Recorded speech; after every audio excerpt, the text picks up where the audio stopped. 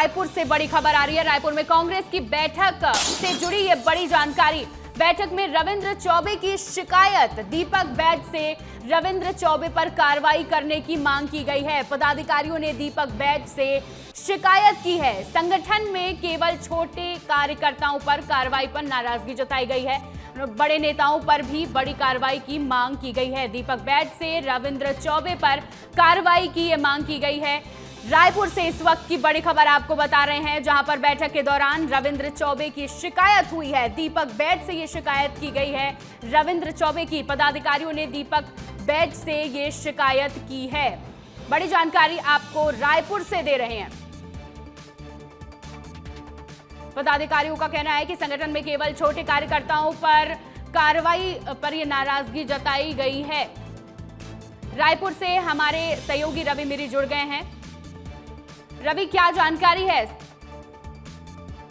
देखिए, आज दीपक बैज की अध्यक्षता में कांग्रेस की आज दो बड़ी बैठक हो रही है। सबसे पहले जो बैठक शुरू हुई है उसके बारे में बता देता हूं। पहली बैठक है जिला अध्यक्षों की बैठक है, जिसमें पूरे प्रदेश भर से जिला अध्यक्षों को बुलाया गया है और वो इसमें पीसीसी चीफ दीपक बैज सभी से बात कर रहे थे। इसी दौरान जिला अध्यक्षों और जो संगठन के नेता हैं उन्होंने रविंद्र चौबे जो पूर्व मंत्री है उनकी शिकायत की है।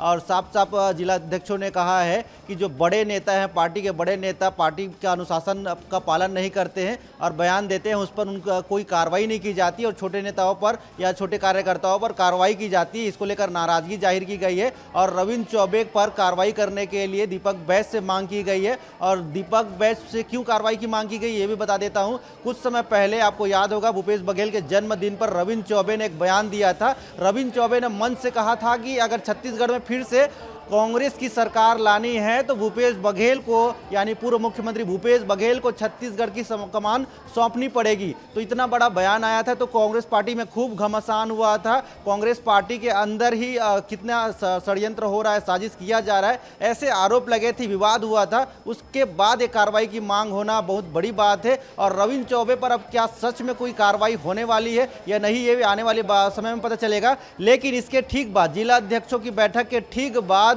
प्रदेश कार्यकारिणी की भी बैठक होने वाली है। तो उस बैठक में भी रविंद्र चौबे की शिकायत से जुड़ी जो जानकारी सामने आई है उस पर भी उसमें निर्णय लिया जा सकता है। तो आज का दिन रविंद्र चौबे के लिए बहुत मुश्किलों से भरा हो सकता है, क्योंकि जिस प्रकार से जिला अध्यक्षों ने शिकायत की है तो शायद रविंद्र चौबे पर कार्रवाई भी हो जाए। श्रेया,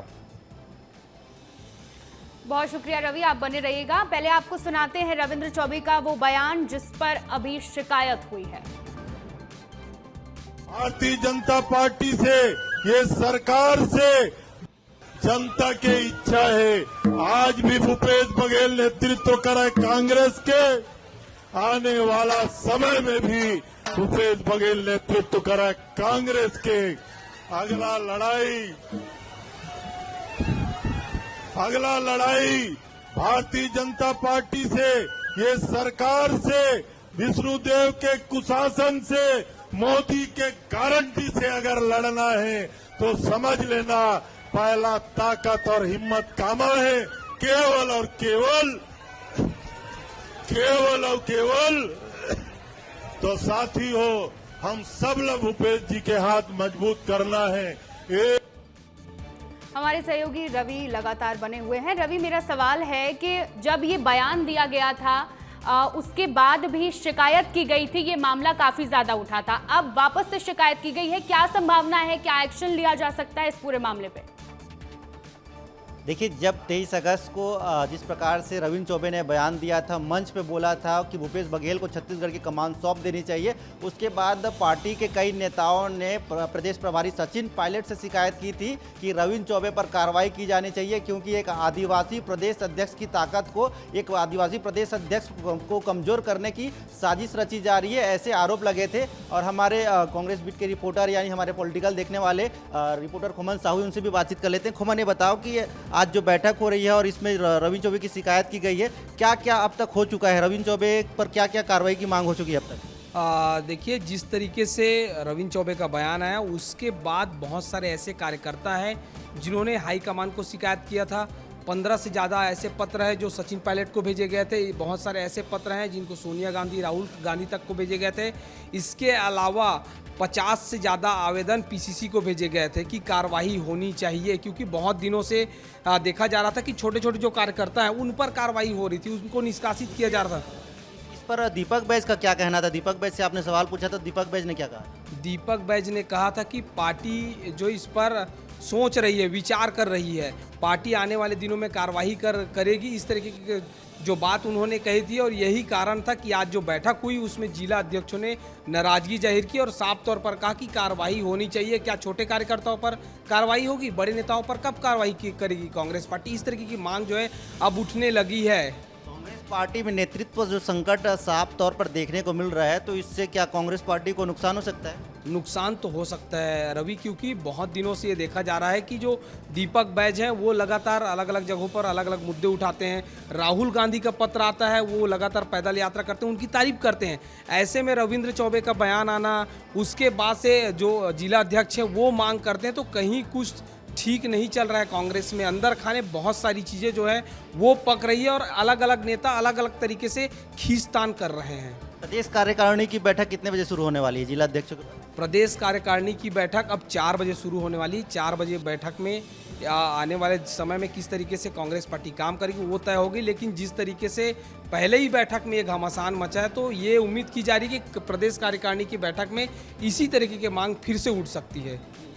देखिए कि खुमन साहब बता रहे हैं कि लगातार इसको लेकर शिकायत की जा रही थी, पीसीसी से भी शिकायत की गई थी और कांग्रेस के आला कमान मतलब राहुल गांधी, सोनिया गांधी और प्रदेश प्रभारी सचिन पायलट से भी शिकायत की गई थी। तो कांग्रेस पार्टी में एक नया घमासान देखने को मिल रहा है और नेतृत्व संकट, जिसकी चर्चा हम बार बार करते आ रहे हैं कि नेतृत्व संकट से कांग्रेस पार्टी जूझ रही है। कई ऐसे नेता है, कांग्रेस के सीनियर नेता है, जो बार बार कह रहे हैं कि प्रदेश अध्यक्ष की कमान को अब बदल देना चाहिए, क्योंकि जब से दीपक बैज बने उसके बाद से विधानसभा, लोकसभा, नगरीय निकाय सभी चुनावों में कांग्रेस पार्टी को हार मिली थी। क्या आपको कांग्रेस पार्टी में 2 गुट नजर आ रहे हैं, एक दीपक बैज का गुट और एक भूपेश बघेल से जुड़ा हुआ? क्योंकि ये जो शिकायत हो रही है लगातार, ये कहीं ना कहीं पार्टी में असंतोष दिखा रही है। बिल्कुल बिल्कुल, आपने सही सवाल कहा है। कांग्रेस पार्टी कई गुटों में बटी हुई है, केवल 2 गुट नहीं, ये कई गुटों में बटी हुई है। क्योंकि एक मैं बताते जाता हूँ, एक तो आप 1 साल पहले का जब बयान देखेंगे तो चरणदास महंत ने कहा था कि टीएस बाबा के नेतृत्व में हम फिर से 2028 के मिशन में लगेंगे और 2028 में कांग्रेस की सरकार बनाएंगे। ये चरणदास महंत ने एक गुट की जिक्र कर दिया था।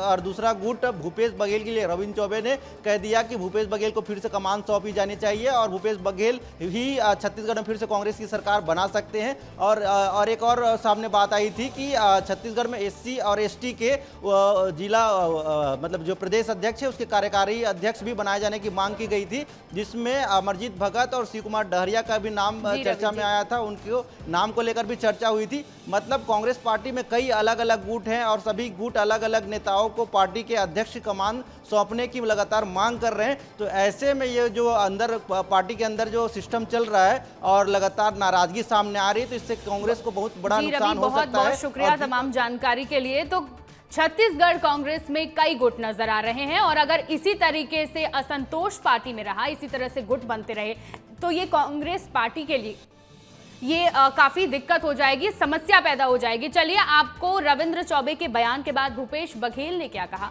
वो बयान भी सुनाते हैं। बहुत कम मौके रहते हैं जहां किसी का नेतृत्व में चुनाव लड़ा जाता है। ये सामान्यतः कांग्रेस में संयुक्त सब सामूहिक नेतृत्व रहता है और उसमें हम लोग चुनाव लड़ते हैं।